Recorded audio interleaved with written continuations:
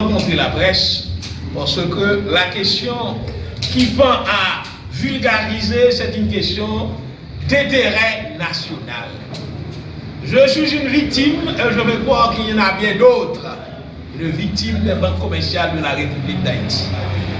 Vous savez, mesdames et messieurs, chers compatriotes, que l'avocat est de par sa nature un défenseur neutre. L'avocat est de par sa nature un défenseur né des droits et libertés de la société. C'est de Virgile. Donc la peur ou la résignation socratique ne doit lui être guère l'unique option. Nous voulons nous engager dans un bras de fer, vraiment contre la BNC et pourquoi pas la VIH. Et le procès que je devrais engager dans des conditions juridiques qui ne sont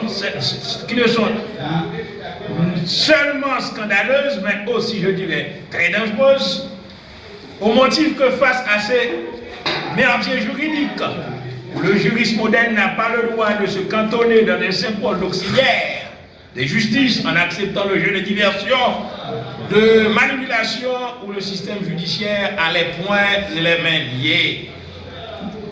En bon fighter, nous tenons vraiment à affronter la BNC. Pourquoi? Parce que cette banque commerciale nous a causé tant de préjudices. Et nous avons des éléments probants attestant la véracité de ce que nous allons avancer. Mesdames et messieurs, souffrez que je vous dise la vérité.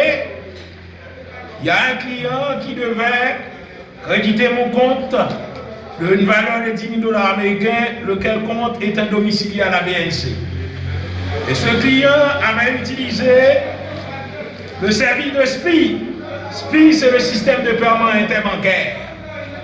Donc, de la BIH étant, il s'était rendu et il a fait un virement de 10 000 $ américains sur le compte de Maître Noé Morancy, son avocat, question de me permettre de régler certains dossiers vraiment qui le concernent. Ce virement a été effectif ou effectué le 25 mai 2023. Donc voilà, on a ici en chiffre et en lettres le montant 10 000 $ américains, 10 000 $ américains. C'est à la BNC, le numéro de compte est porté ici et c'est moi qui suis le propriétaire de ce compte. Voilà que la BNC, quelques jours plus tard, pour sa part, a fait savoir que mon compte aurait été crédité de 1 000 $ américains exclusivement. Alors que vous avez vu ici avec nous, en chiffre et en lettres, c'est 10 000 $ américains. Étant donné que j'avais émis des chèques à l'endroit de certains bénéficiaires, et ces chèques ont été retournés de la BNC pour insuffisance de fonds, au motif que, bien sûr, en lieu et place de 10 000 $ américains devant être crédité mon compte, eh bien, il n'y a que seulement et seulement l'infime valeur de 1 000 $ américains. Il y a un chèque que j'avais émis à quelqu'un de montant de 900 $ américains. Ce bénéficiaire a eu à déposer son compte, ce chèque sur son compte à la Unibank. La Unibank a fait les vérifications d'usage et la banque m'a téléphoné pour me faire comprendre que ce chèque n'est pas crédité, ce chèque doit être retourné pour insuffisance de fonds. Et je me suis dit, bah, il y a une petite erreur quelque part, laissez-moi téléphoner à la BIH et également à la BNC. La BNC me faisait croire jusqu'au samedi 2 ou 3 juin qu'effectivement le compte a été crédité de 1 000 $ américains. Il n'existait aucun SPI de valeur de 10 000 $ américains, alors que la BIH a soutenu le contraire et document à la main, il y a eu effectivement 10 000 $ américains qui étaient versés sur mon compte domicilié à la BNC. Donc, chèque retourné pour insuffisance de fonds. Maître Morancy était bien obligé de subir vraiment les pénalités, puisque quand c'est près de 33 $ américains, il fallait directement payer pour ce chèque retourné pour insuffisance de fonds, alors qu'effectivement les fonds étaient disponibles. Donc il suffit tout simplement de comprendre les manœuvres, les fouleries la mauvaise foi de la BNC quelque part, qui n'a pas cru nécessaire de créditer mon compte jusqu'à concurrence de 10 000 $ américains, alors que la BIH se serait acquittée valablement de son devoir en vraiment transitant les 10 000 $ américains sur mon compte via BNC.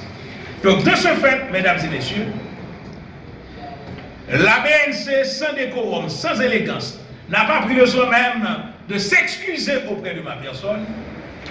À un moment de la durée, j'étais bien obligé de prendre une longue ligne pendant 3 heures de temps d'attente pour atteindre un guichet payeur. Et il est arrivé, le caissier m'a fait croire, effectivement, j'ai pas d'argent disponible sur mon compte. Et je me suis dit, mais qu'est-ce qui s'est passé en règle générale? Où est-ce que se trouve directement? La vérité se situe quelque part. La BIH a confirmé 10 000 $ américains. La BNC dit avoir reçu que 1 000 $ américains, alors que les documents de la BIH confirment effectivement la transaction de 10 000 $ américains. Donc, à partir de ce moment, les chèques émis par M.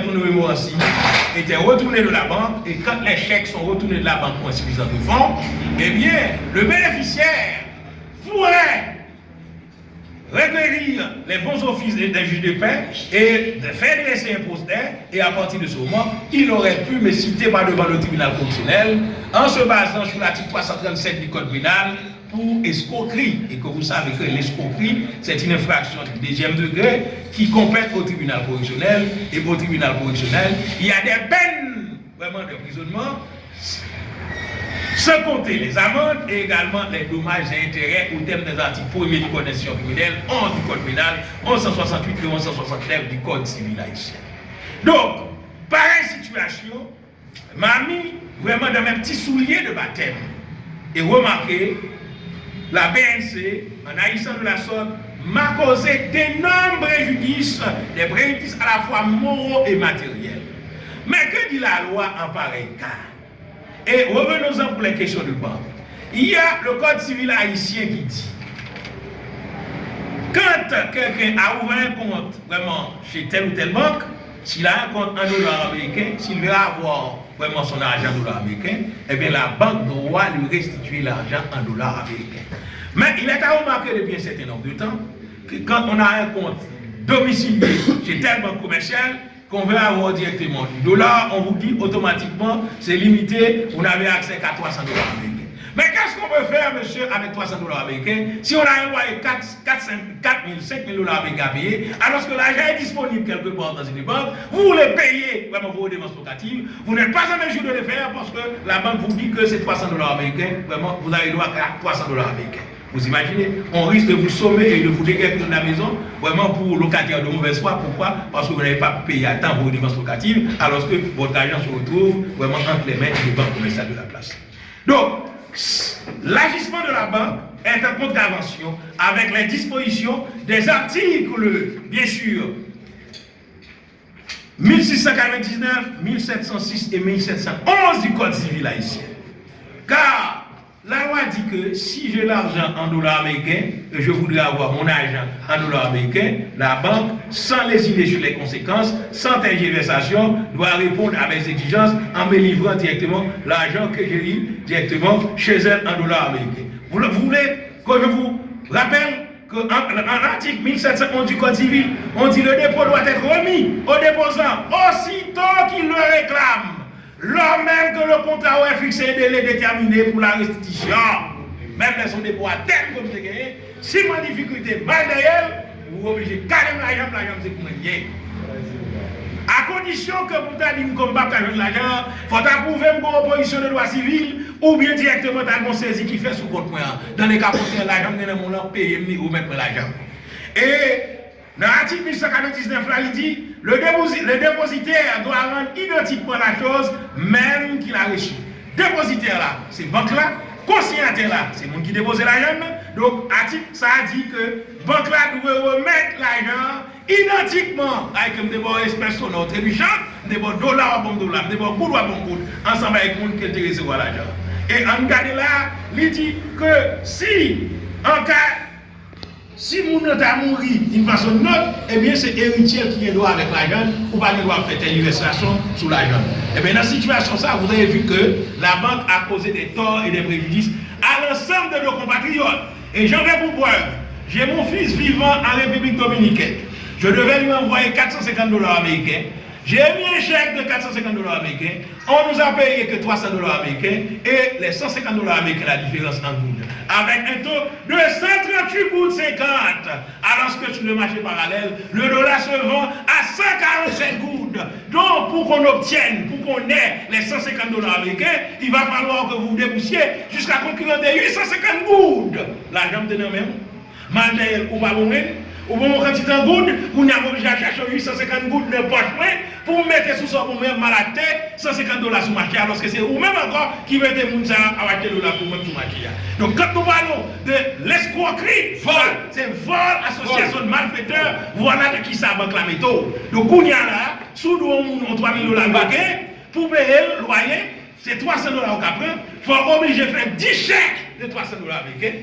Donc, on va payer chaque monde chèque, chaque monde va faire 3 heures de temps en ligne, puis aussi on va grappiller 300 $ avec ça.